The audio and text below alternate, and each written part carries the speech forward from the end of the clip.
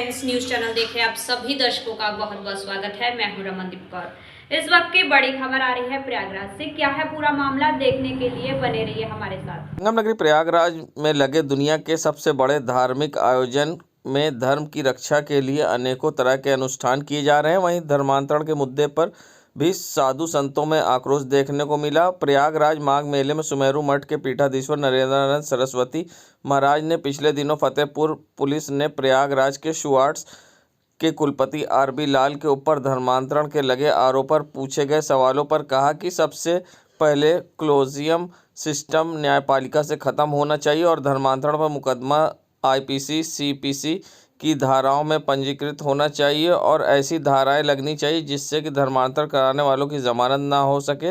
नरेंद्रनाथ सरस्वती ने कहा कि न्यायपालिका एक अलग कोड बनाने चाहिए क्योंकि धर्मांतरण देशद्रोह की श्रेणी में आता है।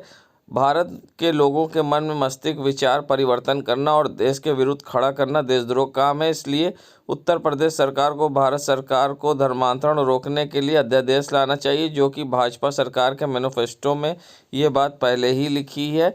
धर्मांतरण अंकुश लगाने के लिए कानून बनाना चाहिए, इसलिए सरकार को धर्मांतरण रोकने के लिए कानून बनाना चाहिए। यदि कानून नहीं बना तो भारत नहीं रह जाएगा। वहीं इस मामले पर उनका कहना था शिक्षा के माध्यम से धर्मांतरण का कार्य करा रहे उनका डंडों से स्वागत होना चाहिए और इन्हें 20 लठ मारना चाहिए। जो शिक्षण संस्थान शिक्षा के आड़ में धर्मांतरण का कार्य कर रहे हैं ऐसे संस्थान को बंद कर देना चाहिए और योगी सरकार है तो इनके संस्थान पर बुलडोजर की भी कार्रवाई होनी चाहिए।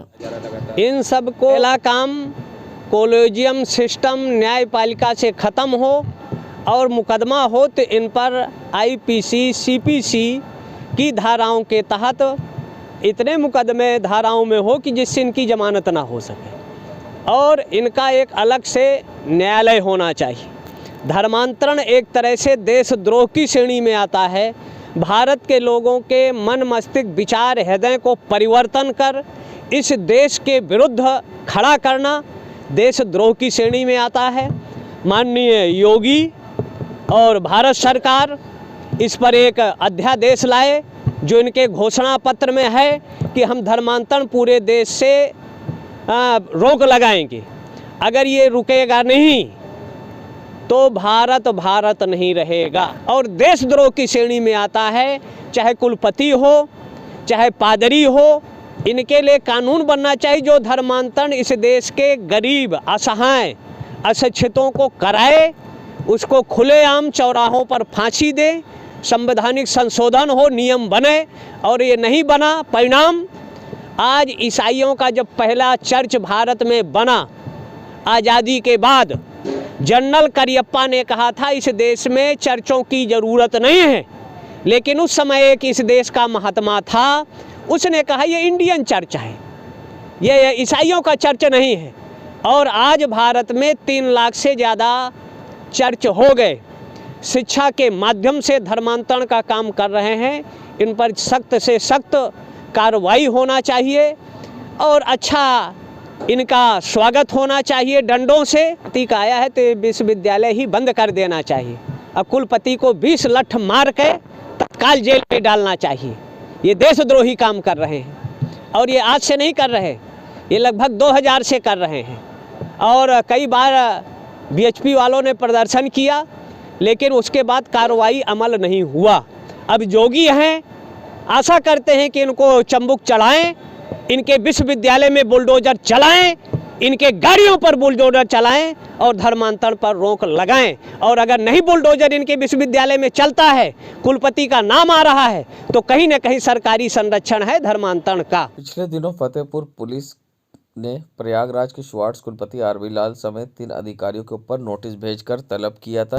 आरबी लाल ने गिरफ्तारी के डर से इलाहाबाद हाई कोर्ट में और फतेहपुर मामले में अपने नाम के बचाव स्टे लेने के लिए याचिका दी थी ताकि पुलिस के सामने जाने से पहले सिक्योर रहें। 6 जनवरी को कोर्ट ने सरकारी वकील को सुनने के बाद 9 जनवरी को नए सिरे से केस सुनने की तारीख लगाई है, जिसमें सोमवार को आरबी लाल आपराधिक इतिहास को देखते हुए कोर्ट ने आरबी लाल की याचिका खारिज कर दी है। उधर फतेहपुर पुलिस ने कोर्ट से 1 हफ्ते का समय मांगा था, अर्थात फतेहपुर जिला अदालत ने भी विनोद बी लाल की अग्रिम जमानत याचिका की 11 तारीख मुकम्मल की है। अब जल्द ही फतेहपुर पुलिस को लाल बंधुओं के आपराधिक इतिहास संबंधित सारे साक्ष्य जल्द ही कोर्ट में पेश करेगी। क्या आपको मालूम है चंद्रशेखर आज़ाद के इतिहास के बारे में, किस तरह से उनका नाम आज़ाद पड़ा और उनका असली नाम क्या है?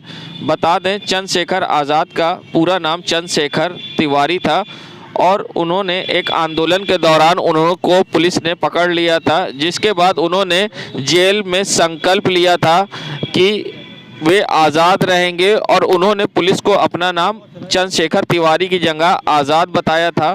तब से उन्हें चंद्रशेखर आज़ाद के नाम से जाना जाता है।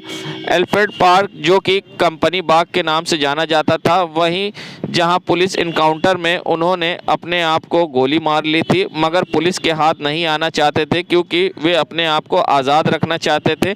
ऐसे में इस पूरे मामले पर क्या कुछ कहना है वरिष्ठ पत्रकार समाज सेवी वीरेंद्र पाठक का, आइए सुनाते हैं आपको।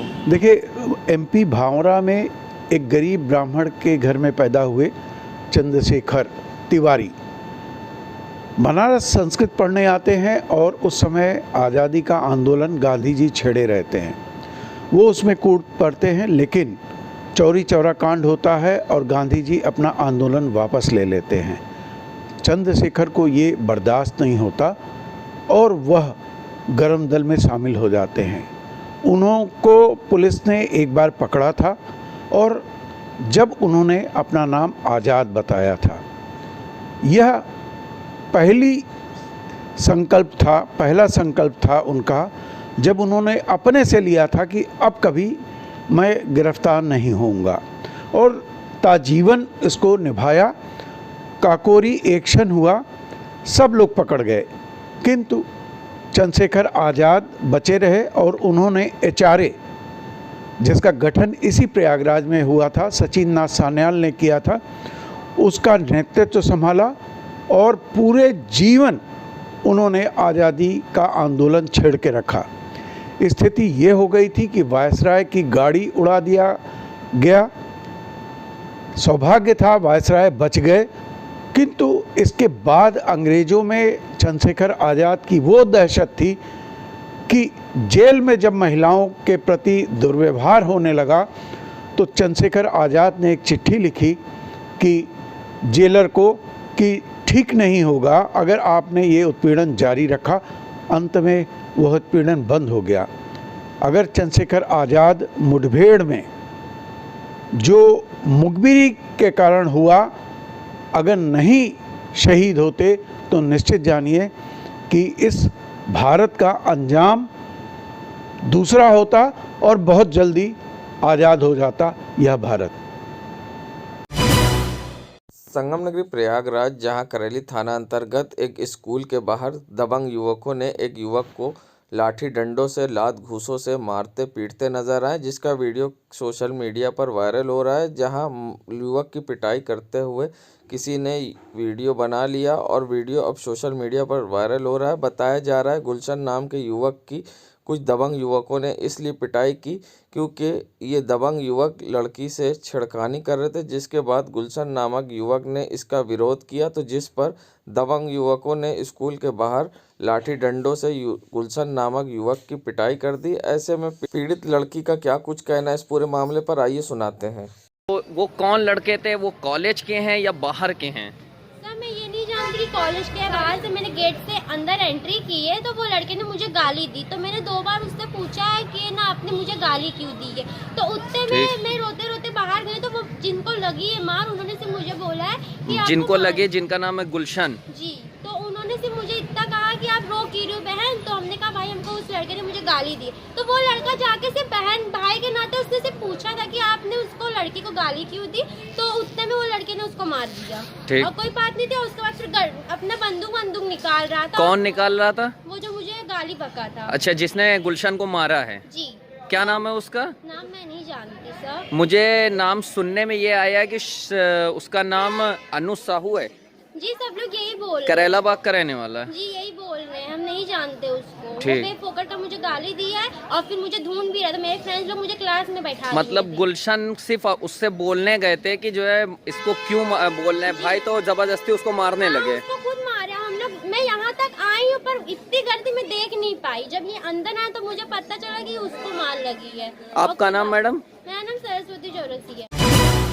नगरी प्रयागराज के माघ मेला क्षेत्र में किसान महासम्मेलन का आयोजन किया जा रहा है, जिसमें किसानों ने अपनी प्रमुख मांगों को लेकर आज संगम की रेती पर इकट्ठा होते जा रहे हैं। और किसानों का कहना है कि हम आस्था की नगरी में अपने मुद्दों को लेकर सरकार को जगाना चाहते हैं। ऐसे में उनका क्या कुछ कहना है, आइए सुनाते हैं। और मैं कौशाम्बी की रहने वाली हूँ और आज हमारे यहाँ काफ़ी भीड़ है ये संगम नगरी में। और मैं मोदी जी और योगी जी से ये कहना चाहती हूँ कि सबसे पहले बेरोजगारी को कम करें, महंगाई को कम करें, जिससे सारी चीज़ों में जनता को दिक्कत है। तो हम चाहते हैं सबसे ज़्यादा महंगाई कम करें, पेट्रोल, डीजल, गैस सिलेंडर जैसी चीज़ें हैं उसके बारे में ध्यान दें, क्योंकि खाली किसान के लिए खाली गल्ले ही महंगे होने से काम नहीं चलेंगे।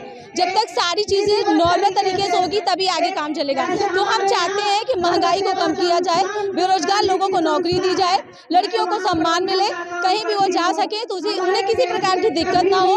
हम ये सारी चीज़ें चाहते हैं। प्रिया त्रिपाठी है, मैं भारतीय किसान मजदूर संघ यूनियन महिला जिला अध्यक्ष हूँ। बेरोजगार मजदूर किसान यूनियन का राष्ट्रीय संयोजक हूँ। संयुक्त किसान मोर्चा जो दिल्ली की सीमाओं पर लगातार संघर्षरत रहा है 1 साल से अधिक समय तक, उसकी कोऑर्डिनेशन कमेटी में हूँ। और यहाँ पर हम लोग ख़ास तौर पर जो भारतीय किसान मजदूर संयुक्त यूनियन है उसने एक सम्मेलन का आह्वान किया है, वो भी संयुक्त किसान मोर्चा का घटक संगठन है। दरअसल यहाँ पर हम लोग जो आए हैं केवल इसलिए नहीं आए हैं कि एक सम्मेलन भर करना है या मेला में सम्मिलित होना है, आस्था के हिसाब से ही नहीं आए हैं। हम जो भगवान के प्रति आस्था है उसको किसान आंदोलन के प्रति आस्था के रूप में और वस्तुतः इस व्यवस्था के प्रति अनास्था के रूप में अभिव्यक्त कर रहे हैं। यहाँ पर मैं अशोक प्रकाश हूँ। संगम नगरी प्रयागराज में जहां आज डाक कर्मियों की हड़ताल जारी है, जहां शनिवार को डाक कर्मी और महिला वकील के बीच में हुए विवाद ने तूल पकड़ लिया है और डाक कर्मी हड़ताल पर हैं। लगातार उनकी हड़ताल और अपनी मांगों को लेकर धरने पर बैठे हैं। तो वहीं डाक कर्मियों का कहना, जिस तरह से उनके साथ दुर्व्यवहार हुआ है, अभद्रता हुई है, आगे भविष्य में फिर हो सकता है। उन्होंने अपने आप को असुरक्षित बताते हुए हड़ताल जारी रखी है और जमकर नारेबाजी की है। ऐसे में उन्होंने अपनी मांगों को लेकर क्या कुछ कहा है, आइए सुनाते हैं आपको। आप लोग किस तरह का स्ट्राइक कर रहे हैं और आगे क्या मांग कर रहे हैं? हमारे साथी के साथ एक घटना हुई है, काउंटर के अंदर जो है आके उसको मारा पीटा गया है। उसके बाद असमस्त जो उपद्रवी तत्व थे, मैं अधिवक्ता नहीं कहूँगा, अधिवक्ता हमारे न्याय के रक्षक हैं, लेकिन जो उपद्रवी तत्व हैं जिन्होंने आके काउंटर पे बाबू पे हाथ लगाया है, ये भारत सरकार के ऊपर तमाचा है। और मैं पूरी भारत सरकार से आग्रह करता हूँ कि इस मामले को ऊपर तक ले जाएं और इसमें सीबीआई इंक्वायरी की जाए इस मामले की, जिसमें जो भी दोषी हो उनके खिलाफ कार्रवाई की जाए। अधिवक्ताओं से हमारा कोई भी विरोध नहीं है, लेकिन जब उन्होंने हाथ उठाया तो अधिवक्ता नहीं रह गए। वो उनका लाइसेंस जब तक रद्द नहीं हो तब तक हमारा हर कर्मचारी, ये हर सरकारी कर्मचारी के हक की लड़ाई है। हर सरकारी कर्मचारी अपने हक की लड़ाई लड़ना जानता है। हम इस आंदोलन को भारत तक ले जाएंगे, पूरे भारत का आंदोलन करेंगे। इंकलाब जिंदाबाद। मैं Sunil Tiwari, assistant secretary all India postal employees union. को जो मैं काउंटर नंबर 3 पे रजिस्ट्री स्पीड पोस्ट बुकिंग का कार्य कर रहा था, उसी बीच महिला अधिवक्ता बिना लाइन के आई, उन्होंने ज़बरदस्ती करने की कोशिश की। उसके बाद जो है वो अंदर आकर के मारपीट करने लगी। इसी के विरोध में हम लोग हमारे उसमें सारे कर्मचारी जो है धरना प्रदर्शन कर रहे हैं। जब तक उनकी गिरफ्तारी नहीं होती है, उनका लाइसेंस रद्द नहीं होता है, तब तक ये चलता रहेगा इसी तरह से। मैं सज्जन सिंह, काउंटर सहायक प्रधान डाकघर कचहरी। ठंड के मौसम में जहां लगातार हार्ट अटैक की समस्या लोगों में बढ़ती जा रही है, ऐसे में कई भ्रांतियां भी हैं कोरोना वायरस को लेकर और साथ ही किस कारण हार्ट अटैक के लक्षण ज़्यादा बढ़े हैं और ऐसे में किस तरह से बचाव करना चाहिए, इसके पीछे क्या कारण है, क्या कुछ कहना है डॉक्टर राकेश पासवान का, क्यों इस तरह से लगातार ठंड में हार्ट अटैक के मरीज़ बढ़ रहे हैं, आइए सुनाते हैं। हार्ट अटैक की जो बीमारियां हैं वो इधर बीच काफ़ी ज़्यादा बढ़ी हैं। उसके कई कारण हैं। सबसे पहले तो अनहेल्दी लाइफस्टाइल सबसे बड़ा कारण है कि जो एक्सरसाइज होती है वो लोग लगातार ना करके अचानक से करते हैं। इसकी वजह से कई बार हार्ट अटैक हो जाता है, क्योंकि हार्ट की कैपेसिटी घट गई है एक्सरसाइज ना करने से। और अगर अचानक से आदमी ज़्यादा एक्सरसाइज कर देता है अपने स्वास्थ्य को तुरंत सही करने के लिए, तो उसमें हार्ट अटैक की संभावना रहती है। साथ ही साथ खान पान का भी एक बहुत बड़ा रोल है। आजकल जो भी हम खाने की वस्तुएं प्रयोग कर रहे हैं वो काफ़ी हद तक सिंथेटिक होती हैं या रासायनिक तरीके से बनाई गई होती हैं, और उनमें पोषण का स्तर बहुत कम होता है। तो पोषण और हमारी लाइफ स्टाइल जुड़ करके हमारे हार्ट के लिए एक समस्या बना रही हैं, जिसकी वजह से हार्ट से संबंधित बीमारियां बढ़ी हैं। और अगर देखा जाए तो उसका ठंडी का भी बहुत उस पर प्रभाव पड़ता है, क्योंकि ठंडी के समय जो हमारे पेरिफेरल वेसल्स होती हैं वो कंस्ट्रिक्ट हो जाती हैं, जिसकी वजह से हृदय पर पड़ने वाला रक्त का दाब बढ़ जाता है और हार्ट को ज़्यादा काम करना पड़ता है, जिसकी वजह से भी कई बार अगर कॉम्प्रोमाइज हार्ट है तो हार्ट अटैक की संभावना ठंडी में बढ़ जाती है। कोरोना के नए वेरिएंट को लेकर इस तरह की कुछ घटनाएं हो रही हैं। कोरोना के नए वेरिएंट को लेकर के जो अफवाहें हैं वो तो अभी धरातल पर सत्य नहीं है, क्योंकि अभी वो वेरिएंट तो आया नहीं है। जब तक वो वेरिएंट हमारे सामने आता नहीं है, उसके प्रभाव हम देखते नहीं हैं, वैज्ञानिक रूप से अध्ययन नहीं करते हैं, तब तक उसके बारे में कुछ भी बोलना जो है सही नहीं है। प्रयागराज में जहां सीएम योगी के आदेश का खुलेआम उल्लंघन किया जा रहा है और साथ ही उनके आदेशों को दरकिनार करके सिविल लाइन की सड़कों से डग्गा मार वाहन संचालित हो रहे हैं, चाहे वो डग्गा मार बसें हो या फिर टैक्सी, जहां सिविल लाइन बस स्टैंड के बाहर से संचालित हो रही है, और जिससे परिवहन विभाग को लाखों रुपए का चूना भी लग रहा है, मगर जिम्मेदारों की लापरवाही कहें या अनदेखी, और जिसके कारण यहाँ खुलेआम सड़कों से डग्गा मार बसें व टैक्सी संचालित हो रही है और ना ही कोई इनको रोकने वाला है ना टोकने वाला है। 10 कदम पर यहाँ पर हनुमान मंदिर पुलिस चौकी है, उसके बावजूद यहाँ पर खुलेआम कैसे डग्गा मार वाहन संचालित हो रहे हैं, ये अपने आप में बड़ा सवाल है। आप देख सकते हैं हनुमान मंदिर चौराहे बस स्टैंड के पास से खुलेआम डग्गा मार वाहन खुलेआम संचालित हो रहे हैं और ना ही कोई इसको रोक रहा है ना ही टोक रहा है। इस पर अब पुलिस और साथ ही परिवहन विभाग पर भी सवाल खड़े होते हैं। नगरी प्रयागराज में जहां पोस्ट ऑफिस के कर्मचारी व वकीलों के बीच हुए विवाद के बाद जहां पोस्ट ऑफिस के कर्मचारी हड़ताल पर चले गए हैं, जिसके बाद डाक ऑफिस में हड़ताल होने के कारण अब लोगों को परेशानी का सामना करना पड़ रहा है। ऐसे में यहाँ आए लोग काफ़ी परेशान दिखाई दिए। उनका कहना था कि काम नहीं हो रहा, जो दूर से आए हैं उन्हें वापस जाना पड़ रहा है। ऐसे में उनका क्या कुछ कहना है, आइए सुनाते हैं आपको। गद्दोपुर फाफा मऊ से आए हुए हैं। यहाँ क्या काम था आपको? BLI और PPF जमा करना था, जो है बैंकिंग से संबंधित था। तो क्या हो गया? अब इतनी दूर से ठंड में किसी तरह से समय निकाल करके आए हैं और अब यहाँ हड़ताल दिख रही है। बिना पूर्व सूचना कोई हड़ताल हो जाती है ऐसे। तो कितना परेशान हो रहा है? अब परेशान क्या, ठंडी में छोटे बच्चे को लेकर के हम आए हैं और कोई घर पर रहने वाला नहीं है। अब परेशानी का क्या बताएं, इतनी गहरी ठंडी में जो है। क्या नाम है आपका? मेरा नाम श्याम सुंदर चौरसिया है। मैं गद्दोपुर फाफा मऊ से आ रही हूँ। यहाँ का काम था?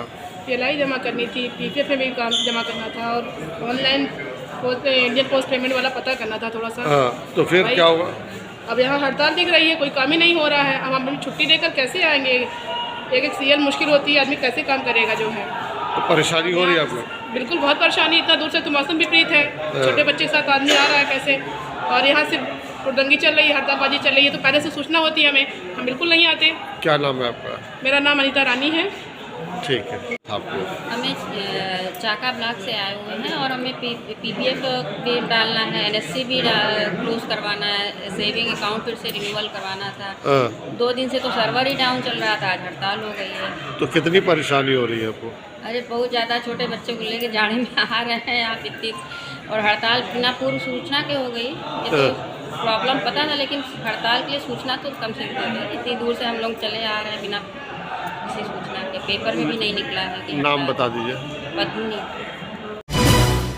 नगरी प्रयागराज में जहां तेजी से ठंड पड़ रही है, जिसके कारण अब लोग परेशान हैं। घर से निकलने वाले लोगों के लिए दो ही रास्ते बचे हैं, या तो अलाव या तो चाय। ऐसे में अलाव की व्यवस्था ना होने से लोग चाय का सहारा ले रहे हैं। तो सिविल लाइन के सुभाष चौराहे पर भी ऐसा कुछ देखने को मिला, जहां सुभाष चौराहे के पास लोगों की चाय की दुकान पर भीड़ दिखी, जहां त्रिभुवन नाथ तिवारी पंडित जी की चाय की दुकान पर लोगों की भीड़ इकट्ठा होते दिखाई दी, जहां लोगों का कहना था कि चाय उनके पास अब रास्ता है ठंड से बचने का। तो पंडित जी चाय वाले का कहना था कि भीड़ तो आ रही है और चाय का रेट भी उनका पुराना है, महंगाई बढ़ती जा रही है मगर चाय के दाम नहीं बढ़ा पा रहे हैं, क्यों वहीं महंगाई के कारण उनको भी परेशानी का सामना करना पड़ा। ऐसे में क्या कुछ कहना, आइए सुनाते हैं। हाँ भैया, ठंड के कारण कुछ ठंडी चाय की बिक्री बढ़ी, लोग आ रहे हैं जी। तो रेट चाय का बढ़ा कुछ? अभी तो फिलहाल रेट तो और जगह बढ़ गया, लेकिन हमारा रेट तो वही है। तो महंगाई बढ़ी, रेट नहीं बढ़ा। महंगाई तो बहुत बढ़ी है, लेकिन अब क्या करें, क्या लोगों की आमदनी भी नहीं है आपका, इस वजह से कोई ज़्यादा चाय पीता भी नहीं है। क्या नाम है आपका? ये हमारा नाम तेजनाथ तिवारी। देश दुनिया की खबरों के लिए world media times news channel को सब्सक्राइब करें।